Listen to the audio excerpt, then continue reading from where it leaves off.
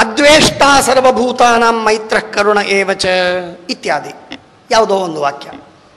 ಆತ್ಮೌಪಮ್ಯೇನ ಸರ್ವತ್ರ ಸಮಂ ಪಶ್ಯತಿ ಯೋರ್ಜುನ. ತನಗೆ ಯಾವುದು ದುಃಖವೋ ಅದು ಇನ್ನೊಬ್ಬರಿಗೆ ದುಃಖವಾಗ್ತದೆ, ತನಗೆ ಯಾವುದು ಸುಖವೋ ಅದು ಇನ್ನೊಬ್ಬರಿಗೆ ಸುಖವಾಗ್ತದೆ ಎಂದಾಗಿ ತಿಳಿದು ಇನ್ನೊಬ್ಬರಿಗೆ ಪೀಡೆಯನ್ನು ಕೊಡಬಾರದು, ಇನ್ನೊಬ್ಬರನ್ನು ತನ್ನಂತೆಯೇ ಕಾಣಬೇಕು ಅನ್ನುವ ಗೀತೆಯ ಉಪದೇಶದಿಂದ ಪರಿಣಾಮವಾಗಲಿಲ್ಲ. ಬೈಬಲಲ್ಲಿ ಹೇಳಿದಂತಹ, ಶೇಕ್ಸ್ಪಿಯರ್ ಹೇಳಿದ ಮಾತಿನಿಂದ, ಮಿಲ್ಟನ್ನಿನ ಮಾತಿನಿಂದ ಪರಿಣಾಮವಾಯಿತು. ಅದು ಬಹಳ ಪರಿಣಾಮ ಆಯ್ತು ನೋಡ್ರಿ ನನಗೆ. ಅಂತ ಯಾರಂತಾನೋ ಅವನ ಯೋಗ್ಯತೆ ಕೋಡಿ ಯೋಗ್ಯತೆ ಅಂತ ಅನ್ಬೇಕು. ಅಂದರೆ ಅಂಥ ಕೃಷ್ಣನ ವಚನದಿಂದ ತಿಳಿದುಕೊಂಡು ಮಾಡಿದರೆ ಮಹಾಪುಣ್ಯ ಇರ್ತಿತ್ತು. ಕರ್ಮ ಒಂದೇ ಇದ್ರೂ ಕೂಡ ಮಹಾಪುಣ್ಯ ಬರ್ತಿತ್ತು. ಅದು ಬಿಟ್ಟು ಯಾರೋ ಹೇಳಿದ ಮಾತನ್ನು ಕೇಳಿ ಆ ಕರ್ಮವನ್ನು ಮಾಡಿದ್ದಕ್ಕಾಗಿ ಬಹಳ ಅಲ್ಪ ಪುಣ್ಯ ಬಂತು, ಅಲ್ಪ ಪುಣ್ಯ. ಕ್ರಮವಾಗಿ ಬರೋಣ, ಕ್ರಮವಾಗಿ ಬರೋಣ. ಹಾಗೆ ಮಹಾಭಾರತದಿಂದ ಯಾರಿಗೆ ತತ್ವಜ್ಞಾನವಾಗ್ತದೆ ನೋಡಿ, ಅವರು ಬಹಳ ದೊಡ್ಡ ಯೋಗ್ಯತೆಯವರು. ಅದರಿಂದ ತತ್ವಜ್ಞಾನವನ್ನು ಪಡೆಯಲು ಯೋಗ್ಯತೆ ಇಲ್ಲದೆ ಇದ್ದವರು ಅಧಮರು. ಅವರು ಭಾಗವತದಿಂದ ತಿಳ್ಕೋಬೇಕಷ್ಟೆ. ಭಾಗವತದಿಂದ ಹೆಚ್ಚು ವೈರಾಗ್ಯ ಬರ್ತದೆ, ಭಕ್ತಿ ಬರ್ತದೆ ಅಂತಂದ್ರೆ ನಮ್ಮ ಯೋಗ್ಯತೆ ಸಣ್ಣದು ಅಂತ ಅರ್ಥ. ಮಹಾಭಾರತವನ್ನು ಓದಿದಾಗ ನನಗೆ ವಿಶಿಷ್ಟ ವೈರಾಗ್ಯ ಬಂತು, ಭಾರೀ ಭಕ್ತಿ ಬಂತು, ಇನ್ಮೇಲೆ ಶುರು ಮಾಡಬೇಡ್ರಿ, ಇಷ್ಟು ದಿವಸ ಹಾಗಂದಿಲ್ಲ ಅಂತ ಯಾರಂತಾರೋ ಅವರು ಉತ್ತಮ ಅಧಿಕಾರಿಗಳು ಅಂತ ಅರ್ಥ. ಏವಂ ಅನ್ಯತ್ರಾಪಿ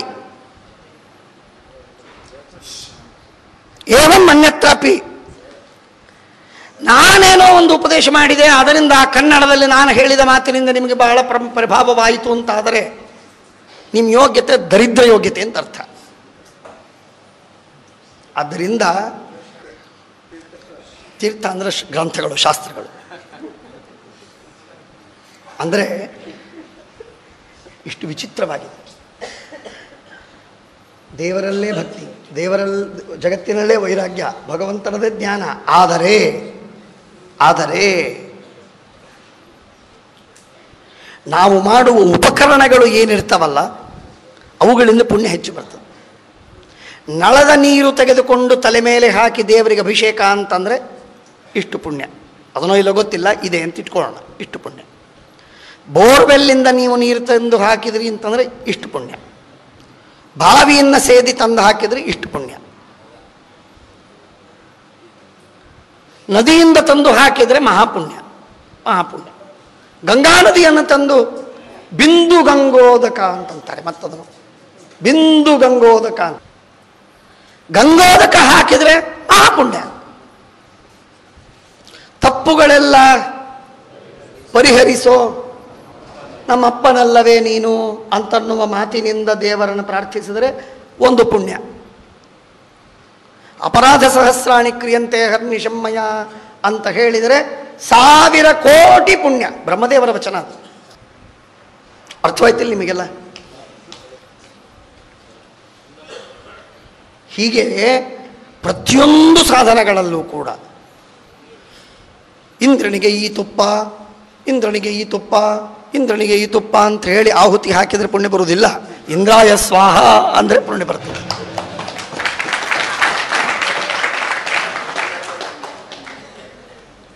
ಆದ್ದರಿಂದ ಸಂಸ್ಕೃತದ ಏನು ಸೊಕ್ಕು ಅಂತ ಸಂಸ್ಕೃತಕ್ಕೆ, ಶಾಸ್ತ್ರಗ್ರಂಥಗಳಿಗೆ, ಮಹಾಭಾರತ, ಭಾಗವತ, ಸುಧಾ ಸರ್ವಮೂಲಾದಿ ಗ್ರಂಥಗಳನ್ನು ಧಿಕ್ಕಾರ ಮಾಡಲಿಕ್ಕೆ ಯಾವ ತಾತನಿಗೂ ಅಧಿಕಾರ ಇಲ್ಲ.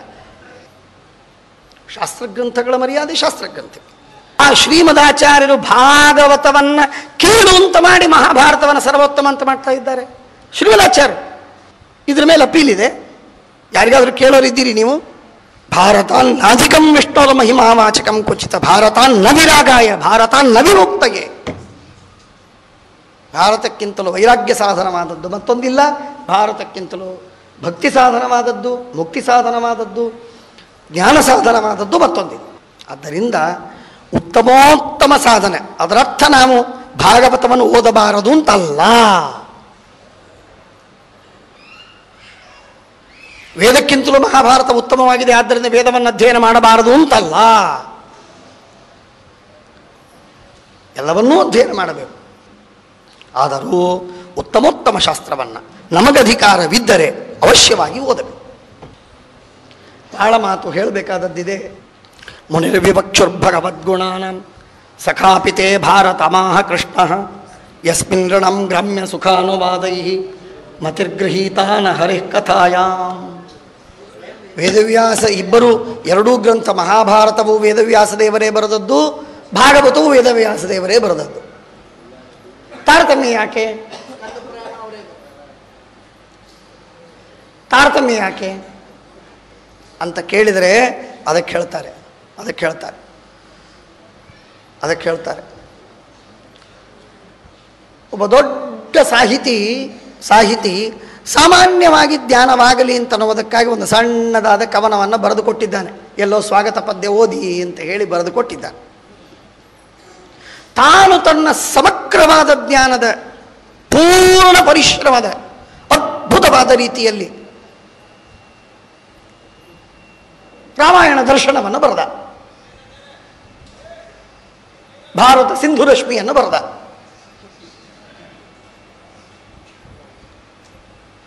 ಆ ಗೋಕಾಕರ ಆ ಸಣ್ಣ ಕವನ, ಕುವೆಂಪು ಅವರ ಸಣ್ಣ ಕವನ ಹಾಗೂ ಅವರು ಬರೆದ ಬೃಹತ್ ಕಾವ್ಯ ಎರಡೂ ಸಮಾನವ? ಅವರು ಯಾವಾಗ ಅದನ್ನು ಹೇಳ್ತಾರೆ ಅದು ಸಮಾನವಾಗ್ತದೆ. ಯಾವಾಗ ಸಮಾನವಾಗ್ತದೆ? ತತ್ವಸಂಖ್ಯಾನ, ತತ್ವವಿವೇಕ, ವಾಯುಸ್ತುತಿ, ಅಣುವ್ಯಾಖ್ಯಾನ, ಬ್ರಹ್ಮಸೂತ್ರ, ತಂತ್ರಸಾರ ಇವುಗಳಲ್ಲಿ ಸಮಾನ. ತಾರತಮ್ಯವನ್ನು ಹೇಳಲಿಲ್ಲ ಅವರು. ಜ್ಞಾನದಲ್ಲಿ ಏನು ಆಪ್ತತ್ವವಿದೆ ಅಷ್ಟು ಜ್ಞಾನಪೂರ್ವಕವಾಗಿಯೇ ಬರೆದಿದ್ದೇನೆ. ವಿಷಯಗಳು ಕಮ್ಮಿ ಇರಬಹುದು, ಹೆಚ್ಚಿರಬಹುದು. ಇದು ಹಾಗಲ್ಲ. ಇದು ನಮ್ಮ ಮಾನವರಿಗೆ ಏನಾದರೂ ಒಂದು ಸ್ವಲ್ಪ ಬೇಕು ಅಂದರೆ ಬರೆದು ಕೊಟ್ಟಿದ್ದ. ಹಾಗಾಗಿ ಇದು ಲೋ ಕಾಸ್ಟ್ ಎಡಿಷನ್ ಅಂತಿರ್ತದಲ್ಲ, ಎಬ್ರಿಜ್ಡ್ ವರ್ಷನ್ ಅಂತಿರ್ತದಲ್ಲ, ಆ ರೀತಿಯಾಗಿ ಇದು ಮಾನವ ಎಡಿಷನ್, ಮಾನವರಿಗಾಗಿ ಮಾಡಿಕೊಟ್ಟದ್ದು. ಹಾಗಾಗಿ ಇದರಲ್ಲಿ ಸರಳವಾದ ವಿಷಯ, ಸಾಮಾನ್ಯವಾದ ವಿಷಯವನ್ನು ಹೇಳಿ ಮುಗಿಸಿದ್ದಾರೆ. ಅಲ್ಲಿ ಅನಂತ ವಿಷಯ. ಆದ್ದರಿಂದ ತಾರತಮ್ಯ ನಿಶ್ಚಿತವೇ, ಏನೂ ಅದರಲ್ಲಿ ದೋಷವಿಲ್ಲ. ಸಾ ಶ್ರದ್ಧಾನಸ್ಯ ವಿವರ್ಧಮಾನ ವಿರಕ್ತಿ ಮನ್ಯತ್ರ ಕರೋತಿ ಪುಂಸಃ. ಭಗವಂತನ ಕಥೆಯಲ್ಲಿ ಆಸಕ್ತಿ, ರತಿ ಎನ್ನುವುದೇನಿದೆ ಅದು ಶ್ರದ್ಧೆ ಉಳ್ಳಂತಹ ವ್ಯಕ್ತಿಗೆ, ಅದು ಭಗವಂತನ ಕಥೆಯಲ್ಲೇ ಆ ಮತಿ, ಆಸಕ್ತಿ ಇದು ವಿವರ್ಧಮಾನವಾಗಿ ಬೆಳೆದು ಬೆಳೆದು ಬೆಳೆದು ಬೆಳೆದು ಅನ್ಯತ್ರ ಬೇರೆ ವಿಷಯಗಳಲ್ಲಿ ವೈರಾಗ್ಯವನ್ನು ತಾಳ್ತದೆ, ಪೂರ್ಣ ವೈರಾಗ್ಯವನ್ನು ತಾಳ್ತದೆ. ಅದು ಕೇವಲ ಗಾತ್ರವಾಯಿತು, ಶ್ರಮ ಅಲ್ಲ, ಅಷ್ಟು ಜ್ಞಾನಪೂರ್ವಕತ್ವ ಇಲ್ಲ, ಜ್ಞಾನಪೂರ್ವಕವಾಗಿ ಬರೆದಿಲ್ಲ. ಅಷ್ಟು ಜ್ಞಾನವನ್ನು ಬಳಸಿ ಭಗವಂತ ಬರೆದದ್ದು ಮಹಾಭಾರತ. ತನ್ನ ಆ ಜ್ಞಾನದಲ್ಲಿಯ ಕೊಟ್ಯಂಶವನ್ನು ಉಪಯೋಗಿಸಿ ಬರೆದದ್ದು ಭಾಗವತ. ಪರಮಾತ್ಮನಿಗೆ ಸುಮ್ಮನೆ ತಿಳಿಯೋದಕ್ಕೆ ಹೇಳ್ತೀನಿ, ಪರಮಾತ್ಮನದು ಅನಂತ ಜ್ಞಾನ, ಅದರೊಳಗಿರುವ ಕೋಟಿ ಜ್ಞಾನದಿಂದ ಮಹಾಭಾರತ ಬರೆದ, 10 ಜ್ಞಾನದಿಂದ ಭಾಗವತವನ್ನು ಬರೆದ. ಆದ್ದರಿಂದ ತಾರತಮ್ಯ ಇರಲಿ. ಏನಿದ್ರೂ ಶ್ರೀಮದ್ ಆಚಾರ್ಯರು ಭಾರತ ಉತ್ತಮ, ಭಾಗವತ ಅಧಮ ಎಂದು ಹೇಳಿದ ಮೇಲೆ, ತಾರತಮ್ಯ ಅವರಿಗೆ ಸಮ್ಮತವಾದ ಮೇಲೆ ಆ ತಾರತಮ್ಯವನ್ನು ಉಪಪಾದನೆ ಮಾಡುವ ಕ್ರಮವನ್ನು 100 ರೀತಿಯಿಂದ ನಾವು ಹುಡುಕಿ ಹೇಳಿ ಅದನ್ನು ತಿಳ್ಕೋಬೇಕಟ್ಟೆ. ವಿವಾದ ಮಾಡಲಿಕ್ಕೆ ಬರುವುದಿಲ್ಲ, ಅಲ್ಲಗಳಿಲಿಕ್ಕೆ ಬರುವುದಿಲ್ಲ, ಅಪಲಾಪ ಮಾಡಲಿಕ್ಕೆ ಬರುವುದಿಲ್ಲ. ಹರೇ ಸದಾ ನಿರ್ವೃತಸ್ಯ ಸಮಸ್ತ ದುಃಖಪ್ಯ ಯಮಾಶು ಧತ್ತೆ ತಾನ್ ಶೋಚ್ಯ ಶೋಚಾನ್ ಅವಿದೋನು ಶೋಚೆ ಕಥಾಯಾಂ ವಿಮುಖಾನ್ ಅಘೇನ.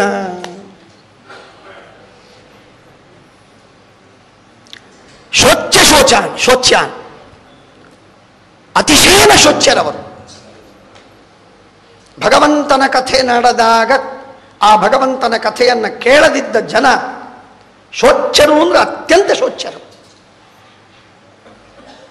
ಹುಚ್ಚಾಪಚ್ಚ ಶೋಚ್ಯರು. ರಾತ್ರಿ ನಿದ್ರೆ ಹೆಚ್ಚು ತಡವಾಗಿ ಮಲಗಿದೆ. ಯಾಕೆ ಮಲಗಿದಿಲ್ಲ? ಬೇಗನೆ ಮಲಗು, ಬೇಗನೆ ಹೇಳು. ಇದ್ದದ್ದು 7 ದಿವಸ. ವರ್ಷಗಟ್ಟಲೆ ಅಲ್ಲ ಇದು, ವರ್ಷಗಟ್ಟಲೆ ಇದ್ರೂ ಮಾಡಬೇಕು. ತಾನು ಶೋಚ್ಯಾನ್, ಪರಮ ಸ್ವಚ್ಛರಾದವರು, ಜ್ಞಾನಜ್ಞಾನ ಸುಖ ಸುಖ ಇದ್ದ ಹಾಗೆ ಅತಿಶಯನ ಸ್ವಚ್ಛರಾದವರು, ಮೂರ್ಖರು ಬಾಲಿಶರು. ಯಾಕೆ? ಹರೇಹೇ ಕಥಾಯಾಮ್ ವಿಮುಖಾನ್, ಪರಮಾತ್ಮನ ಕಥೆಯಲ್ಲಿ ವಿಮುಖರು, ವಿಮುಖಾನ್. ಯಾಕೆ? ಇದಕ್ಕೆ ಕಾರಣ ಅಘೇನ, ಅವರು ಮಾಡಿದ ಪಾಪ. ಪ್ರಬಲವಾದ ಪ್ರಾರಬ್ಧ ಕರ್ಮವಿರುತ್ತದೆ. ಆ ಪ್ರಾರಬ್ಧ ಕರ್ಮ ಅವರನ್ನು ಕೂಡಿಸುವುದಿಲ್ಲ, ಉಚ್ಚಾಟನೆ ಮಾಡ್ತದೆ. ಏಳಿಲ್ಲಿಂದ ಏಳು ಏಳು, ಚಲ್ ಚಲ್ ನಿಕಲಿ ಆಸೆ, ಕೂಡ್ಲಿಕ್ಕೆ ಕೊಡುವುದಿಲ್ಲ, ಕೊಡುವುದೇ ಇಲ್ಲ. ಅದು ವಿಪರೀತ. ಆ ವಿಧವಾದ ರೀತಿಯಲ್ಲಿ ಅವನು ತಿರುಗ್ತಾನೆ ತಿರುಗ್ತಾನೆ ತಿರುಗ್ತಾನೆ, ಹರಟೆ ಹೊಡಿತಾನೆ ಹರಟೆ ಹೊಡಿತಾನೆ. ಪಾಠ ಪ್ರವಚನ ನಡೀತಿರ್ತದೆ ಊರಲ್ಲಿ, ಸ್ವಾಮಿಗಳು ಬರ್ತಾರೆ, ಪಾಠ ಪ್ರವಚನ ನಡೀತದೆ, ಅಲ್ಲೆಲ್ಲ ಕಾರ್ಯಕ್ರಮವಿದೆ, ಟಿವಿ ಹಚ್ಕೊಂಡು ಕೂತಿರ್ತಾನೆ ಮನೆ. ಪುಂಡ ಪೋಲಿ, ತಾನು ಶೋಚ್ಯಾನ್ ಅವಿದೋನು ಶೋಚೆ. ಸರಿಯಾದ ಹೊತ್ತಿಗೆ ಈ ಶ್ಲೋಕವನ್ನು ವಿದುರ ಆಡಿದ, ಸರಿಯಾದ ಹೊತ್ತಿಗೆ. ನಾನೊಂದು ಕಡೆಗೆ ಹೋಗಿದ್ದೆ, ನಮ್ಮ ಪೂಜ್ಯ ಮಳಗಿ ಜಯತೀರ್ಥಾಚಾರ್ಯರ ಮನೆಯಲ್ಲಿ ಶ್ರೀಕೃಷ್ಣ ಪ್ರತಿಷ್ಠಾಪನೆ ಇತ್ತು. ಸುಮಾರು 2001ನೇ ಇಸ್ವಿ ಇರಬೇಕದು ಪ್ರಾಯಶಃ. ನಮ್ಮ ಸತ್ಯಾತ್ಮ ಕನ್ವೆನ್ಷನ್ಗಿಂತಲೂ ಮೊದಲು ಕೃಷ್ಣ ಪ್ರತಿಷ್ಠಾಪನೆ ಇತ್ತು. ಆಗ ನಾನು ಹೋಗಿದ್ದೆ. ಮಾರನೇ ದಿವಸ ಕೃಷ್ಣ ಪ್ರತಿಷ್ಠಾಪನೆ. ಹಿಂದಿನ ದಿವಸ ನನಗೆ ನನ್ನ ಮೇಲೆ ತುಂಬ ಅಭಿಮಾನ ಮಾಡುವ 3 ಜನ 4 ಜನ ಬಂದು ಕೂತ್ಕೊಂಡು ನನ್ನ ಹತ್ರ ಭೇಟಿಯಾದರು. ಅವರೇನು ಕೇಳಿದರು, ಮನೆಯಲ್ಲಿ ಕೂತ್ಕೊಂಡು ನಾವು ಧ್ಯಾನ ಮಾಡೋದು ಒಳ್ಳೆಯದೋ, ಹೋಗಿ ಶಾಸ್ತ್ರ ಧಾರವಾಡದಲ್ಲಿ ಬೇಕಾದಷ್ಟು ಕಡೆಗೆ ಪಾಠ ಪ್ರವಚನ ಆಗಂತೂ ಇನ್ನೂ ಹೆಚ್ಚಾಗ್ತಿತ್ತು, ಈಗಲೂ ಆಗ್ತಾ ಇದ್ದೇ ಇದೆ, ಇಲ್ಲ ಅಂತೇನಿಲ್ಲ. ಆಗ ಮಾಧವಾಚಾರು ಇದ್ರೇನು ಇಲ್ಲ, ಅಂತೂ ಅನೇಕರಿದ್ದರು, ಹೇಳ್ತಿದ್ರು. ಪ್ರವಚನಕ್ಕೆ ಪಾಠಕ್ಕೆ ಹೋಗೋದು ಒಳ್ಳೆಯದೋ ಅಥವಾ ಮನೆಯಲ್ಲೇ ನಾವು ಧ್ಯಾನವನ್ನು ಸಾಧನವನ್ನು ಮಾಡ್ತಾ ಕೊಡೋದು ಒಳ್ಳೆಯದು ಅಂತ ಕೇಳಿದರು. ನಾನು ಹೇಳಿದೆ, ಏನಾದರೂ ನೀವು ಹೋಗಬೇಕಾದದ್ದು ಉತ್ತಮ. ಮನೆಯಲ್ಲಿ ಕೂತ್ಕೊಂಡ್ರೆ ಗೆಸ್ಟ್ ಬಂದರೂ ಬೇಡ ಅಂತ ಅಲ್ಲಿಗೆ ಬರುವುದಿಲ್ಲ. ಹೋಯ್ತು ನಿಮ್ಮ ಧ್ಯಾನ ಗಿನ ಎಲ್ಲ ತಿಲಾಂಜಲಿ. ನಿಮ್ಮ ಮನಸ್ಸು ಅಷ್ಟು ಸ್ಥಿರವಾಗಿ ಧ್ಯಾನ ಮಾಡ್ತದೆ ಅಂತಿಲ್ಲ. ಟಿ ವಿ ಆನ್ ಮಾಡಿದರೆ ಮುಗಿದೋಯ್ತು. ಹೆಂಡತಿ ಮಕ್ಕಳ ಕಾಟ ಬಂದರೆ ಹೇಳಲಿಕ್ಕಿಲ್ಲ. ಅಲ್ಲಿ ಹೋಗಿ ಕೂತ್ಕೊಂಡ್ರೆ ಅವರೇನು ಹೊಸದೇನು ಹೇಳುವುದಿಲ್ಲ. ಏನಾಗಿದೆ ಇವತ್ತಿನ ಪ್ರವಚನ ಶ್ರವಣ ಮಾಡುವ ಜನರಿಗಿರುವ ದೊಡ್ಡ ರೋಗ ಏನು ಅಂತಂದರೆ, ಪ್ರವಚನದಲ್ಲಿ ಹೊಸ ವಿಷಯ ಬರಬೇಕು ಅಂತಂತಾರೆ. ನನಗೇನು ಅರ್ಥವಾಗುವುದಿಲ್ಲ, ಏನು ಹೊಸದು? Really I don't understand, I fail to understand. ಹೊಸ ವಿಷಯ ಬರಬೇಕು ಅಂದರೆ ಏನು ಬರಬೇಕು, ಯಾಕೆ ಬರಬೇಕು? ಇವತ್ತು ಸಾಮಾನ್ಯವಾಗಿ ಅದಕ್ಕೆ ನಾನು ಹೇಳಿದೆ, ಶ್ರೀಮದಾಚಾರ್ಯರು ಟೀಕಾಕೃತ್ಪಾದರು ಹೇಳಿದ ಒಂದು ಮಾತು, ಶ್ರವಣವನ್ನು ಮಾಡುವುದು ಯಾಕೆ? ನಿಜ, ಜ್ಞಾನವನ್ನು ಪಡೆಯುವುದಕ್ಕಾಗಿ. ಜ್ಞಾನವನ್ನು ಪಡೆಯುವುದು ಯಾರಿಂದ? ದೊಡ್ಡವರಿಂದ, ನಮಗಿಂತಲೂ ಉತ್ತಮರಾದ ಜ್ಞಾನಿಗಳಿಂದ, ಭಕ್ತರಿಂದ. ಭಕ್ತಿಯಲ್ಲಿ ಉತ್ತಮರು, ಜ್ಞಾನದಲ್ಲಿ ಉತ್ತಮರು, ತಪಸ್ಸು ಮುಂತಾದವುಗಳಲ್ಲಿ ಉತ್ತಮರು ಯಾರೋ ಅವರಿಂದ ನಾವು ಶ್ರವಣ ಮಾಡಬೇಕು. ಅದು ನಮಗೆ ಲಾಭಪ್ರದ, ಸಂತೋಷ. ಆದರೆ ಶ್ರವಣವನ್ನು ಮಾಡುವುದು ಕೇವಲ, ಟೀಕಾಕೃತ್ಪಾದರು ಹೇಳಿದ್ದಾರೆ, ಅದೃಷ್ಟ ಮಾತ್ರಾರ್ಥಂ ಭವತಿ, ಕೇವಲ ಪುಣ್ಯಕ್ಕಾಗಿ ಅಲ್ಲ. ಕೇವಲ ಪುಣ್ಯಕ್ಕಾಗಿ ಅಲ್ಲ ಅಂತಂದ ಮೇಲೆ ಶ್ರವಣ ಮಾಡುವುದರಿಂದ ಪುಣ್ಯವು ಬರ್ತದೆ ಅಂತನೋ ಮಾತು ಸಿದ್ಧವಾಯ್ತೋ ಇಲ್ಲ. ಅಂದಮೇಲೆ ಗೊತ್ತಿದ್ದ ವಿಷಯವನ್ನು ನಾವು ನಮ್ಗಿಂತಲೂ ಚಿಕ್ಕವರಿಂದ ಕೇಳಿದರೂ ಕೂಡ ಪುಣ್ಯ ಬರ್ತದೆ. ಬರಿಬೇಡಿ ಮಾತನ್ನು. ಅವನೇನು ಅವನು ಓದೇ ಇಲ್ಲ ಅಂದರೆ ಬಿಡಿ, ದಡ್ಡ ಅಂದರೆ ಬಿಡಿ, ತಪ್ಪು ಹೇಳ್ತಾನೆ ಅಂದರೆ ಬಿಡಿ, ಸಿದ್ಧಾಂತ ವಿರುದ್ಧವಾಗಿ ಹೇಳ್ತಾನೆ ಬಿಡಿ, ಭಗವಂತನ ಮಹಿಮೆಯನ್ನು ಹೇಳ್ತಾನೆ, ಶ್ರೀಮದಾಚಾರ್ಯ ಸಿದ್ಧಾಂತ ಸಮ್ಮತವಾಗಿ ಹೇಳ್ತಾನೆ ಅಂತಂದರೆ ಓದಲೇಬೇಕು, ಕೇಳಲೇಬೇಕು. ನಾನು ಹೇಳಿದೆ ಇದೆಲ್ಲ ನಡೆಯುವುದಿಲ್ಲ, ಶ್ರವಣ ಮಾಡಲೇಬೇಕು, ಶ್ರವಣ ಮಾಡಲೇಬೇಕು. ಶ್ರವಣ ಬಿಟ್ಟರೆ ಹೇಗೆ ನಡೀತದದು? ಆದ್ದರಿಂದ ನಾವು ಯಾರೋ ಸಣ್ಣ ಹುಡುಗ ಹೇಳ್ತಾ ಇದ್ದಾನೆ ಅಂತಂತ, ಅಥವಾ ಅವನು ಏನು ಹೆಚ್ಚಿನ ವಿಷಯ ಏನು ಹೇಳೋದಿಲ್ಲ, ಹೇಳಿದ್ದೇ ಹೇಳ್ತಾರೆ ಅಂತ ಅನ್ನೋದಕ್ಕೆ ಈ ಯಾವುದೇ ಕಾರಣಕ್ಕಾಗಿ ನಾವು ಶ್ರವಣ ಮಾಡುವುದಕ್ಕೆ ಉದಾಸೀನ ಮಾಡಿದರೆ ನಾವು ಮಹಾಪಾಪಿಗಳಾಗ್ತೇವೆ. ನನ್ನ ಲೆಕ್ಕದಲ್ಲಿ, ನನ್ನ ಸಿದ್ಧಾಂತದಲ್ಲಿ, ಟೀಕಾಕೃತ್ಪಾದರ ವಾಕ್ಯದ ಆಧಾರದಿಂದ ನಾನು ಈ ತತ್ವವನ್ನು ಹೇಳ್ತಾ ಇದ್ದೆ. ನಹಿ ಅದೃಷ್ಟ ಮಾತ್ರಾರ್ಥಂ ಶ್ರವಣಂ.